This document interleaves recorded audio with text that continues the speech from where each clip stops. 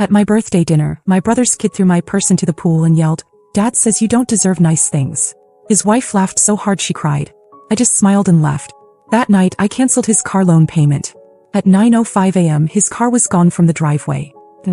They ruined my birthday. All of them. My brother, his wife, and their little monster of a son.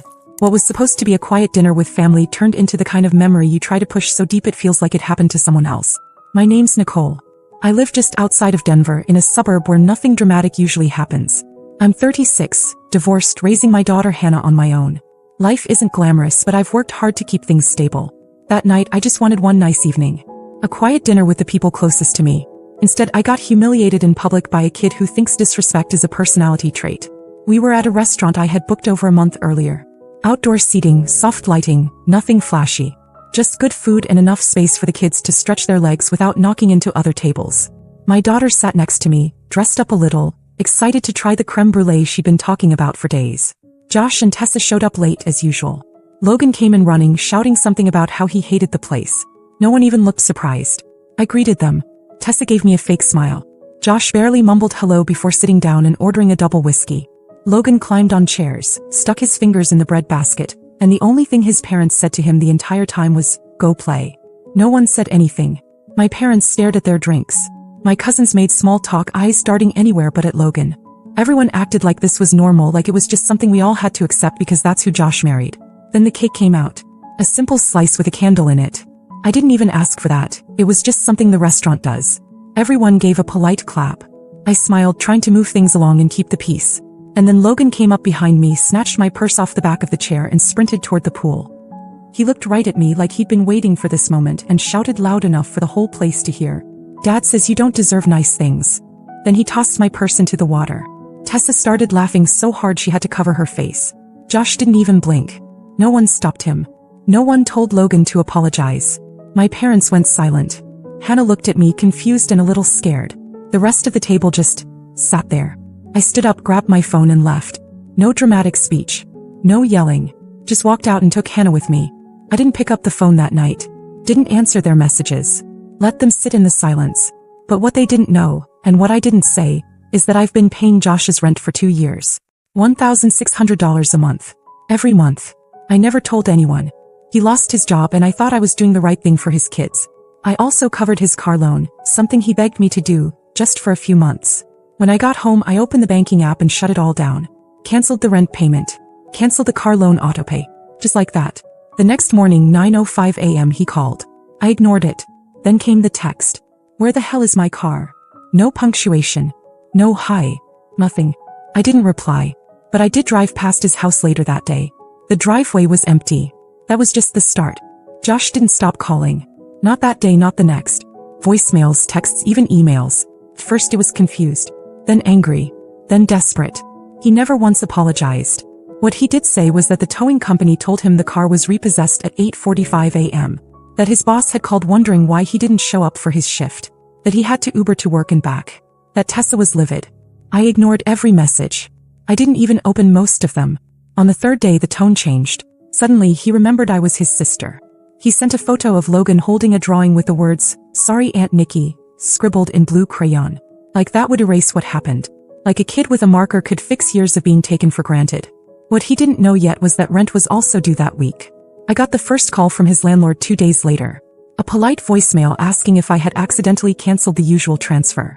I didn't respond. Not my responsibility anymore. Then Tessa texted me pretending nothing had happened. Just, "Hey, can you send the rent today? We're short this month." No mention of the purse. No mention of the dinner. Just fake casual like always. This time I did respond. I said, "I won't be covering your rent anymore. Please make other arrangements." 10 minutes later Josh called me 6 times in a row. Then he switched tactics and started texting my parents asking them what was wrong with me. They didn't know what to say. My mom called and said she wasn't taking sides but hoped I'd think things through. My dad said nothing at all. By the weekend I got another message. This one less polite. "You know we can't afford this place without you. So you're really gonna let your niece and nephew get evicted? You're that bitter." That's when I realized they still didn't get it. I wasn't being bitter. I was done. But I wasn't finished. Because another payment was about to come due. One I knew they couldn't cover without me. Tuition for their 2 kids' private school. Logan and his older sister went to some fancy charter academy Tessa insisted on, even when they had no money for it. I had been covering that too, ever since they begged me 2 years ago not to let their kids fall behind. I opened the school's online portal, deleted my billing info and turned off all autopay settings. It felt good. Not petty, not cruel, just necessary. 2 days later I got the first sign of what was coming. I walked outside in the morning, coffee in hand, ready to drive Hannah to school. My car was scratched down the passenger side. Bong. As if someone had taken a key and dragged it in a deliberate slow line from the front door to the rear bumper. On the windshield, a perfect star-shaped crack right where the driver looks through. I didn't cry. I didn't even take a photo at first. I walked back inside, sat down and called my friend Ellie. She's the one who told me what to do next. I didn't sleep the night I found the scratch in the cracked windshield. I just lay there in bed staring at the ceiling, wondering how the hell it got to this point. Wondering how someone could take your generosity, drain it for years, then punish you for finally saying no. The damage wasn't random. The line carved into the side of my car wasn't a quick swipe. It was long, deliberate, almost careful. The windshield had a perfect starburst crack right in the middle of my view. I knew exactly what it was. A warning. Their idea of payback. And the most pathetic part? They did it thinking I'd cave. That I'd panic, pick up the phone and start paying again. I didn't. That I called Ellie. She's been my friend since college and she doesn't sugarcoat anything. I didn't even finish explaining before she cut me off. You need to press charges. I hesitated. I'd never filed anything in my life. It felt serious. Permanent. And maybe that's what scared me. Because once I did that, there would be no pretending we were still some kind of family. But then Ellie asked me something that flipped a switch in my head. What if it had been Hannah's birthday? What if that had been her purse? Her car? I didn't have an answer. Because I already knew. That night I sat down with Hannah. She had been quiet all weekend, like she wasn't sure if she was allowed to ask questions. I told her the truth. That I thought Uncle Josh and Aunt Tessa were the ones who did it. I didn't go into details, but I wanted her to know something wasn't okay. She just looked at me for a second and then said, you know, Logan's mom told him to do it. I froze. Apparently while I had stepped away to the restroom at the restaurant, Tessa leaned down and whispered something to Logan. Hannah didn't catch it all, but it was something like, show her she's not better than us. Hannah thought maybe it was a joke, but now she wasn't sure. That confirmed it for me. And then I remembered something else. The restaurant had security cameras. Outdoor patio high-end place, they always do. I called the manager and asked if they kept recordings. He was polite, helpful, and within a few hours I had the footage in my inbox. It was all there. Logan grabbing the purse. The throw. Tessa laughing so hard she nearly doubled over. Josh not even flinching. You couldn't hear the audio clearly, but Logan's line came through. Dad says you don't deserve nice things. I sent it to Ellie. She didn't even reply with words. Just sent me the contact info for a lawyer and told me not to wait. By the next day the fallout had begun. Josh and Tessa were texting again. But this time it wasn't about rent. It was about school. Apparently, the tuition payment had bounced and the school sent them an alert that both kids were now listed as unpaid. Their daughter's fall enrollment was put on hold. Logan's class assignments had been pulled from the system. They tried every angle. First it was fake sweet. Hey Nicole, there's been a mix-up, could you fix the payment really quick? Just while we sort this out. Then came the guilt. You're punishing the kids. They didn't do anything. Then finally the blame. You're blowing all this out of proportion. You're being vindictive. I didn't respond to a single one. On Sunday morning they came to my house. I saw them through the peephole. Josh standing with his hands in his hoodie pocket. Tessa behind him, arms crossed like she was there for moral support in a court case. I opened the door halfway. Not to talk, just to let them say what they clearly came to say. Josh went first. You could have handled this privately. Tessa followed. We've had a rough year. You've always helped before. We thought you understood. I didn't say anything. Just listened. Then Josh said it. You're really gonna throw away family over a purse and a couple of payments? That's when I felt it. Not rage. Not even sadness. Just done. I closed the door without a word. Locked it. Sat back down at the kitchen table with Hannah, who was quietly eating cereal like this was all completely normal. 5 minutes later, I opened my laptop, pulled up the police department's non-emergency portal and filed the report. Destruction of property. With video evidence. The case number popped up on the screen. And just like that, it became official. Filing the report felt like crossing a line I couldn't uncross. But it also felt like standing up for myself for the first time in years. It wasn't just about the car or the purse. It was about everything they'd taken from me while pretending they were entitled to it. I submitted the footage, the photos of the car, everything. I expected a long wait. Maybe a phone call from an officer next week. Instead, I got a knock at my door that evening. It was 2 officers. 1 male, 1 female. They were calm, professional. Asked if I had a few minutes to clarify a few things from the report. I let them in. They'd already seen the footage. What they wanted now was confirmation that I believed my brother and his wife were involved directly in the vandalism. I said yes. Then they asked something that caught me off guard. Do you know anything about an incident involving a missing tablet? I stared at them. What tablet? Apparently, after the dinner, Logan had gone into the private dining area of the restaurant, where one of the servers had left their bag and taken an iPad. Security footage showed him walking in and walking out with something under his shirt. I had no idea. The server didn't realize it until later that night. Filed a report with the restaurant, who checked the cameras and had already submitted everything to the police. The twist. Josh came back the next morning and returned it. Said Logan found it in the parking lot. No apology. No explanation. Just dropped it off and left. That incident had already flagged them in the system, which meant my report paired with that one escalated everything. The officers thanked me for my time and left. I closed the door, heart pounding. Not because I was scared, but because it finally felt like people were starting to see what I had dealt with for years. The next day, the official notice came. Josh was being investigated for contributing to the delinquency of a minor. The vandalism charge was under review pending confirmation of prints on the object used to scratch my car. They were also reviewing the tablet incident more seriously now that there was a pattern. By Wednesday, our parents found out. And just like I feared, they didn't pick a side. My mom called, voice tired, asking if I was sure I wanted to go this far. She said maybe Logan just needed a firm hand, and maybe Josh and Tessa were just overwhelmed. I told her I didn't file a report because of Logan. I filed it because of them. My dad, on the other hand, tried to play neutral. Said he hoped we'd all talk it out like adults before things got worse. As if there was a conversation left to have. That night, Tessa posted on Facebook. Not naming me directly, of course, but it was obvious. A dramatic post about fake family who pretend to care until they turn on you the second life gets hard. The comments filled with her friends saying things like, "You don't need that kind of negativity," and "Your kids are lucky to have such a strong mama." I didn't respond, but someone else did. Ellie. She left one comment, short and clean. "I was there. You should be careful who you lie to." It was the first time I smiled all week. But the next morning, I got a text from Hannah's school.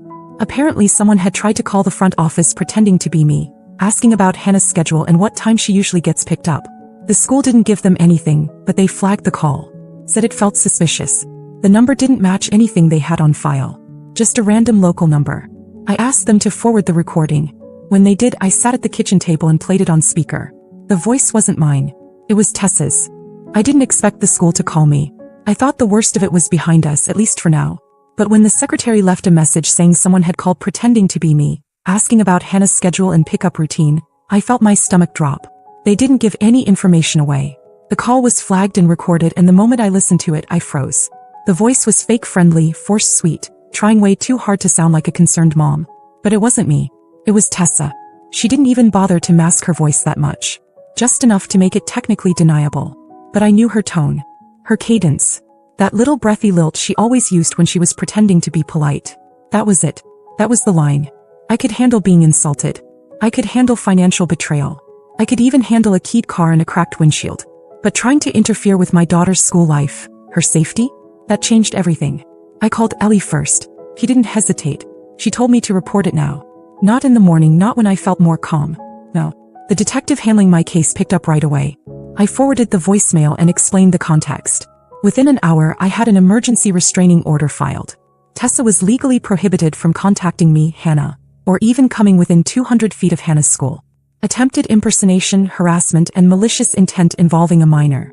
It was serious, and it should have ended there. But of course it didn't. Josh showed up at my house the next day. No warning, no message, just stood outside the door like everything was fine. He didn't bring Logan. He didn't bring Tessa. Not angry. Not desperate.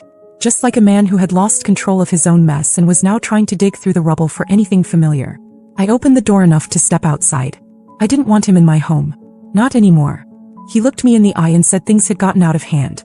That their landlord had started eviction paperwork. That both kids were officially pulled from school. That Tessa was not doing well. And that he just wanted things to go back to how they used to be. I told him to stop. I reminded him of how things used to be. How I paid for his rent when he couldn't. His car loan when he didn't. Tuition when he ignored deadlines. I reminded him of how his wife laughed when his son publicly humiliated me on my birthday, and how he didn't say a word. And then he said it. She just wanted you to feel what it's like when someone takes something from you. I didn't say anything for a second. I just looked at him. That's when I knew there was no saving this. There was no family meeting, no heart-to-heart, no apology coming. He genuinely thought they were the victims. that I had pulled support unfairly, that my boundaries were cruelty, not survival. I told him to leave and never come back. Not even for a second. I gave him 5 seconds to walk off the porch before I called the police. He turned and left. No fight. No goodbye. That evening I took Hannah for ice cream. I needed to breathe. I needed something normal. She was quiet at first, eating her cones slowly, glancing around the shop like her brain was somewhere else. After a few minutes she asked softly, "Are we ever going to see them again?" I looked at her and shook my head. I didn't even need to say it. She already knew. The next morning the detective called. They had gotten something back from forensics. The scratches on my car had been made with a house key, the kind typically used for front doors. And the prints lifted from the area around the gas cap matched one person exactly. Tessa. They were filing charges. Destruction of property. Harassment. Unlawful impersonation. A warrant was being processed. And just like that, my silence stopped being grace. It became evidence. The day the warrant went active, I got a call from my mom. She didn't ask how I was. She asked if it was true. If Tessa was about to be arrested. If I had really gone that far. I told her it wasn't going far. It was going forward. She sighed. That long, disappointed kind of sigh that mothers think still has power over you when you're 36. She said she didn't want to take sides. That this whole thing had gone too far. That maybe there was a better way to settle things privately. I asked her what part of this she thought was private. The part where they used my daughter's name to fish for her school schedule? The scratched car? The purse in the pool? She didn't answer. I didn't call my dad. I knew what he'd say. That family's complicated. That forgiveness is important. That time would heal it. It was almost worse that neither of them outright took their side. This weird in-between stance, refusing to pick but still judging me for drawing a line. They didn't realize that was its own betrayal. Ellie was the only one who stayed steady. She helped me file for long-term restraining orders. She was there when I met with the DA to go over the charges. And when the officer called to confirm that Tessa had been taken in, calmly, without drama, booked and released with a court date, she brought over pizza and didn't ask for details. Just sat with me and Hannah and watched a movie like normal life still existed somewhere. Josh tried once more. One last text. It said, "Hope you're proud. You ruined our family." I didn't reply. Not out of pettiness, but because I wasn't going to defend myself to someone who had never once defended me. I blocked him. A week later I changed my number. The hardest part came when I explained everything to Hannah in full. She had seen most of it, but she deserved to know why we weren't going to holidays at Grandma's anymore. Why we wouldn't be seeing Logan at birthday parties. Why things that used to be normal would stay broken. She didn't cry, but she didn't say much either. She just asked, "So it's really over, isn't it?" And I told her the truth. Yes, it is. I don't know what'll happen to Josh and Tessa. I've heard rumors. They had to move out of the apartment. The school didn't take the kids back. Tessa's facing fines, maybe more. I've stayed out of it. Blocked, deleted, cleared the slate. It doesn't feel like revenge. Feels like release. This year I didn't plan a birthday dinner. Hannah and I went to the mountains for the weekend. Just the two of us.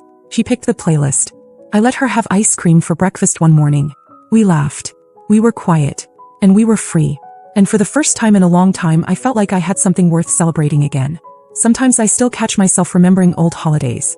The way Josh used to make everyone laugh at Thanksgiving, how we used to sit around playing board games after dinner. Before everything twisted. Before the taking started to feel normal. I don't miss them.